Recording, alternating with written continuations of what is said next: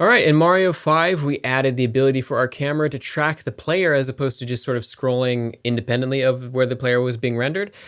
In this example, we're going to dive into a couple of things. So this is called the animation update, and in order to get into animation, it's going to be a somewhat complicated process. So the first thing that you're going to notice is that we have our avatar there. They have a frame of animation as they're going towards the left. You can see they're very clearly looking towards the left, and it'll be the case that the avatar will also be able to look to the right. They'll have a walking animation, and then when we don't actually move, we want them to go back to their idle animation where they're sort of looking dead on. And this kind of helps us tie into a couple of concepts. So the first thing that we want to look at is sprite animation.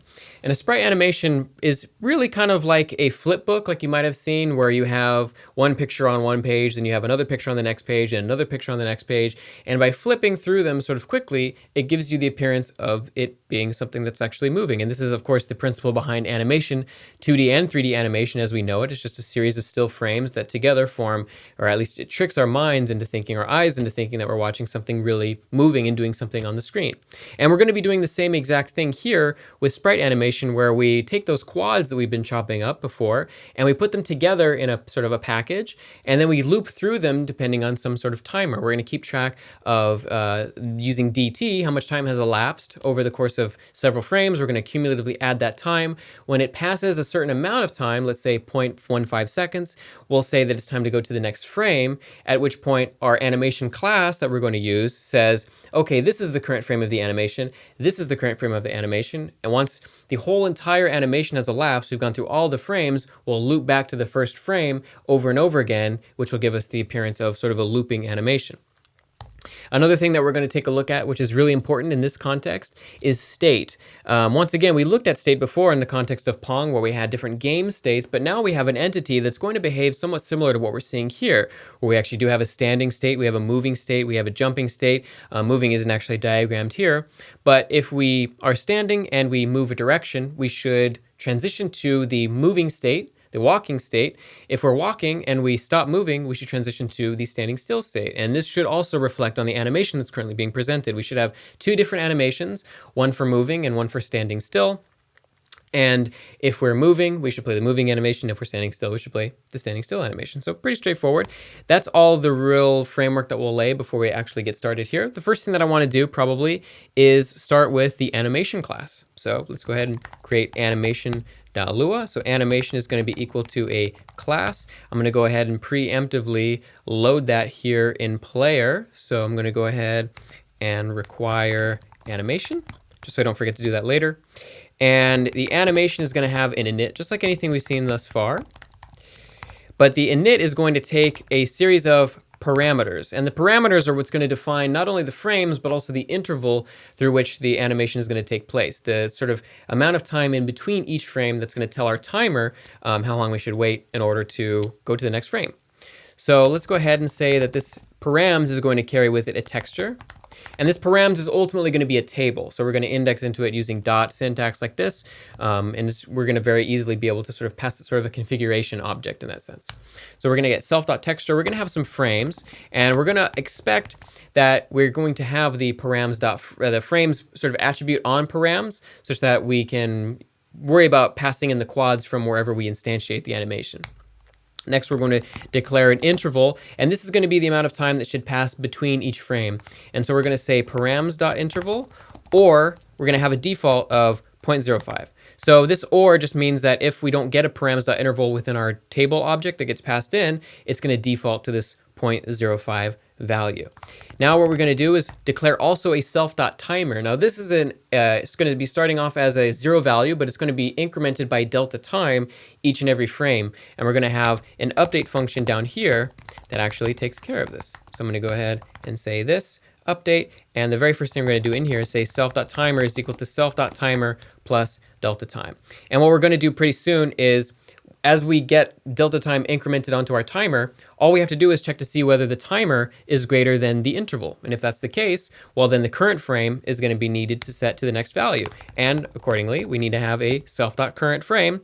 By default, that's going to be 1. And so this frames table here is essentially going to be reliant on this self.current frame. This will be the index into which we get the current frame from self.frames.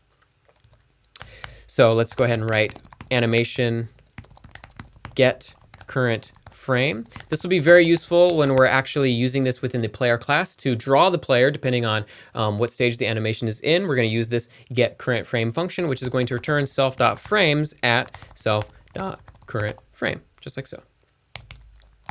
And then one thing we should also have is a restart function, just in case we want to transition between different states, but we don't want to start in the middle of, let's say, the walk state, or if we have a state that's 20 frames long or an animation that's 20 frames long, we don't want to start in the middle of it if we go back and forth, because these animations are going to sort of maintain their state across transitions.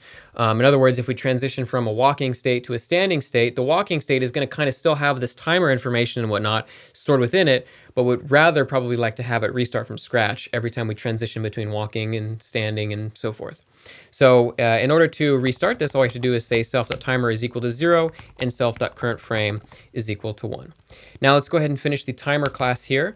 So there is a nice little shorthand for getting the length of a table inside of Lua, and that's this hash symbol. So if we say if hash of self.frames is equal to 1, meaning if the length, it's like the lang function in Python, if the length of the self.frames table is equal to 1, well, we don't really have much to do in terms of an animation in that case, so we'll just return self.currentFrame, like so.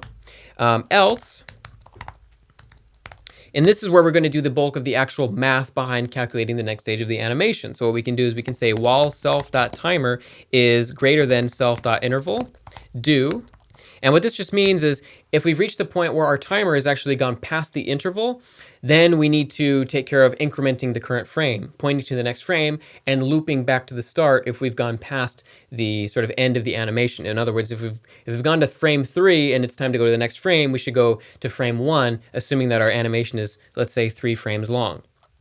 So I'm going to go ahead and say self.timer should be equal to self.timer minus self.interval. And notice that we're not just setting it to 0 and going to the next frame. There could feasibly be a situation in which a lot of time passes between one frame and another frame. And this is greater than the interval, or maybe even 2 times the interval of the animation. So if it's the case that we've passed 2 or 3 or 4 X frames beyond just 1, well, we want to take this into consideration by putting this in a while loop and decrementing timer by the interval, not by just setting it back to 0, which might be the first instinctive thing to do.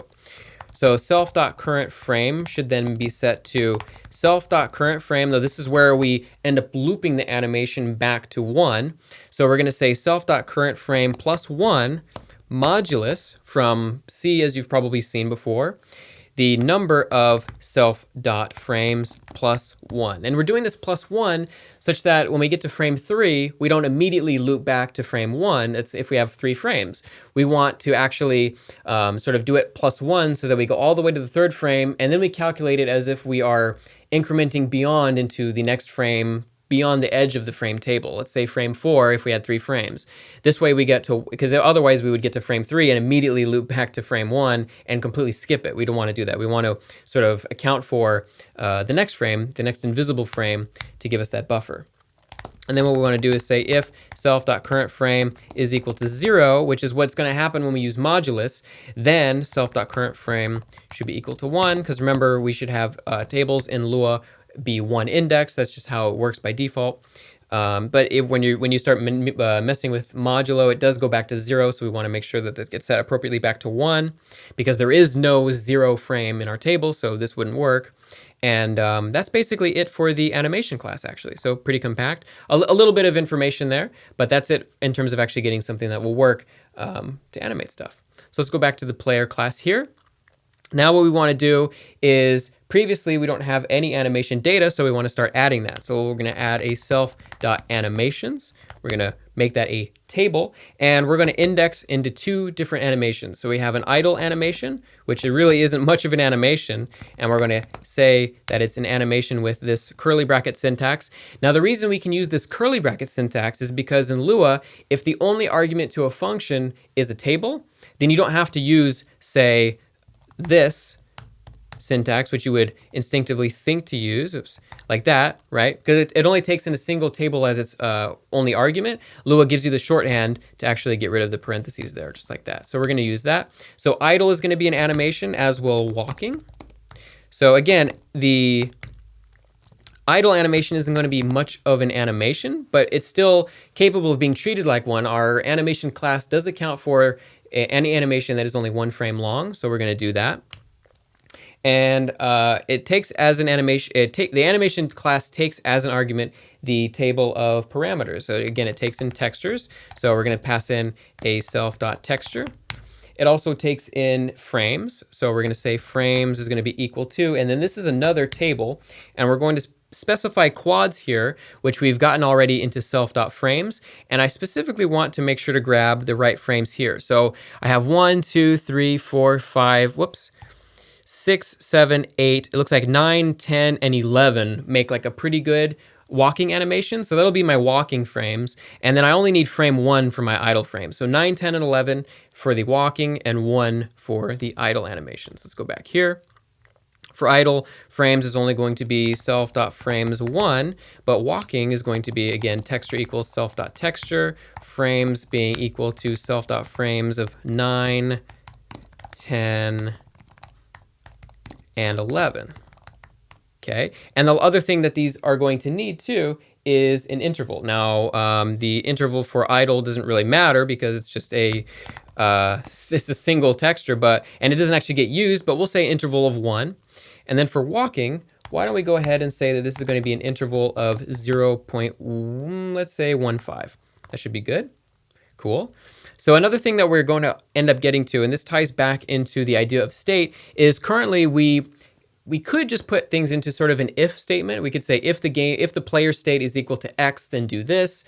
Otherwise, if it's equal to this, then do this. You know, if it's equal to standing, then we check for keyboard input and so on and so forth. It gets a little bit cumbersome, and we're not going to save a tremendous amount of work by doing it this way. But there's an interesting thing we can do. We can actually model a state machine pretty effectively, as by if we say self.behaviors is equal to a table. And let's just say we have an idle behavior, and I'm just going to give it a function like that. So I'm actually storing a function as a value inside of this table with the key idle. And I'm going to do the same thing for walking, equals a function. And this might look a little bit strange to you, but this is something that you can get with Lua. It has first-class functions, functions that can be treated just like data, like objects, like strings. But in this case, they're functions. And so we can assign them to this key here, idle and walking. And then as by, for example, going into, let's say, update and saying self.behaviors at self.state, where self.state is going to be either idle or walking, we can then just call it like that and pass in delta time like it were a function, because we're returning a function from these keys. So a pretty cool feature of Lua. This exists in languages like JavaScript as well, and Python to an extent, but super cool first-class thing. When you get into functional programming and maybe a later course, this kind of ties into that as well. So pretty neat. Okay, so when we're in the idle state, really what we want to do is just check to see this right here. If the keyboard's down, where we're pressing A or D, we should move left or right. So we'll do that. And really with walking, it's the same thing. Now, one thing we need to make sure we do is actually keep track of this state. So self.state, we'll set this to idle as our default. And then now, but then by default, we'll just always be triggering this here. And if love.keyboard is down A or D, then our X is going to move minus move speed times delta time, or plus move speed times delta time, depending on which key we press. Same thing for walking, not much has really changed. Why don't we, as a sanity check, just make sure this works before we go too much further. So it looks like I can move left and right, and everything is still completely functionally appropriate. So that's great, everything looks fantastic. Now we aren't actually considering the animation in our code yet, but we will very soon. So what I'm going to do actually is in render, we should be getting the current animation and its current frame. So really this is going to be not self.frames1 anymore, but self.animation, which means we need to have that as a field. And then we need get current frame like so. Okay, perfect. So let's go up here then, self.animations, or self.animation, and we're going to say that's going to be equal to self.animations idle for now. Now, when we get to the point where we want to walk with our character, we're going to need to set this to walking. So that'll be important to do when we're down here. And we can do that as by going down over here and saying self.animation is equal to self.animations walking. Okay, we'll do that here, here, here, and here. So that's great. So now animation is going to be walking. It's no longer going to be idle. Let's test this just to make sure we don't have any bugs as we keep going on. Okay. Oh, and it looks like we have a frame rendering from the animation, which is perfect, but we are not actually animating because we're not updating the animation. So this is very important. Part of the update function involves us going to self.animation, update delta time. Let's go ahead and run that. And we can indeed see that we are moving. The character is moving in its animation. Now, we haven't transitioned out of walking yet when we're idle, and we also haven't taken into consideration the direction through which our entity is facing, which is very important. And this is actually going to get into talking about origin offsetting of drawing our character too. So let's go ahead and get into that. So if we're not moving, if it's the case that we aren't pressing A or D, then what we should do is say self.animation is equal to self.animations idle, like so. And we'll do the same thing here. I'm going to copy this line of code. So the animation's idle. Let's go ahead and rerun that, make sure it works. I'm walking and I stand still and it's perfect. Okay, excellent. That's great. Now we do have a little bit of blurring of the character because we're drawing our self.x and self.y at fractional values, it looks like. So I'm just going to call math.floor on both self.x and self.y just to get rid of that issue. Perfect. And then the next thing we need to do is take into consideration the fact that we are flipping directions, and this is very important. Currently, the animation, if we look back at our frames, the animation is specifically drawn as if the character is looking to the right, but it is the case that our character will be facing to the left if we're moving to the left. So we need to take this into consideration. So in order to do this, we're going to have a self.direction. And this is by default going to be right because that's the direction of the animation by default. And if I press A, which is to the left, then I should set self.direction left. Copy this, and I'm just going to paste this down here. And self.direction should be right in the context of pressing D. So I'm going to do that right here and right here. Perfect. So that's not going to do anything in and of itself. Now what we need to do is determine whether or not we should flip the animation. And this is an interesting thing that we can add to the love.graphics.draw call. It takes in a few extra arguments at the end, which we haven't really explored yet. And some of those are the rotation, but also whether it's offset from its origin. So, and whether it's flipped on one axis or another. So what we can do is say 0, 1. Let me just confirm the order of the arguments here. So if we say 0, and that's the initial rotation, which we don't want. We don't want any rotation, but we do want to flip our sprite on a particular axis. So what we can do is we can say, let's say scale x will be the variable. So we'll say scale x. So that's the scale factor, really, of our sprite. And actually, if you scale something by a negative number, -1, it has the effect of flipping it. Now, normally scaling just means stretching something. So if I scale something by, say, 2 on the x-axis, it'll make it twice as long, or on the y-axis, twice as tall. If I scale something by a negative number, specifically -1, it'll actually scale it in the opposite direction, but also flip it such that it's mirrored. And that's exactly what we want. And what I want to do is I want to say, if self.direction is equal to right, then else. And if it is equal to right, then scale, let's say local scale x right here, let's pre-declare it, and we'll say scale x is equal to 1. Otherwise, it's going to be equal to -1. So in the case that it's left, our scale factor is going to be -1. Now, a weird sort of byproduct of scaling something by -1 is it also shifts the texture over to that direction. It actually flips it, but it flips it and it makes it such that now it's drawing it sort of relative to its right corner. We don't want that at all. What we really want to do is flip something such that it's flipping from its center point. And normally that is not the default behavior in Love. Normally things are relative to their top left corner.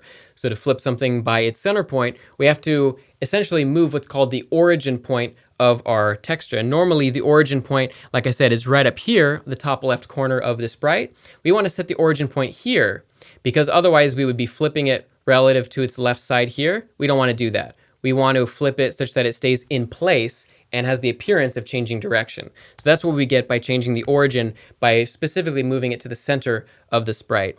So I'm going to say scale x and 1, because I don't want to scale y factor at all. I just want to scale it normally based on y. And here what I want to do essentially is add the offset of whatever half of its width and height are. So we'll just say self.height, self.width divided by 2 and self.height divided by 2. So just like that. So that'll end up being 8 and 10 respectively. So that takes care of that. Let me just make sure everything here looks like it should. Let's run it just to give it a test. Oh, it looks like I am... Oh, and I forgot one other thing that's very important. You need to make sure that you also shift the drawing of the sprite once that is finished, because now it's actually, since it's relative to the center point, it's drawing it at the center point. We need to account for this origin shift by actually incrementing or adding to self.x the self.width divided by 2, and the self.y, we need to do self.height divided by 2, just like that. Okay, we'll run that. So now it's back on the ground. So notice that looks like I have a slight bug here, so I'm only moving to the left no matter what. So let me just go ahead and verify that this is appropriate. Self.direction is equal to right. Okay, so... Oh, because all of these are left. Okay, so if it's A, then it needs to be left, but if it's D, it needs to be right. And same thing down here. If it's D, it needs to be right. Let's go ahead and run this one more time. Let's move. And I do indeed see the avatar moving in place, not like flipping and shifting over immediately. And the animation is running perfectly. And when I stop moving, our character is idle on the screen. So, whew, that was a lot, but it was very smooth, I think. Join me in Mario 7 as we take a break away from that stuff and we do something a little simpler where we add the ability to jump and therefore also the notion of gravity, which is very important in platforming games. So see you soon in Mario 7.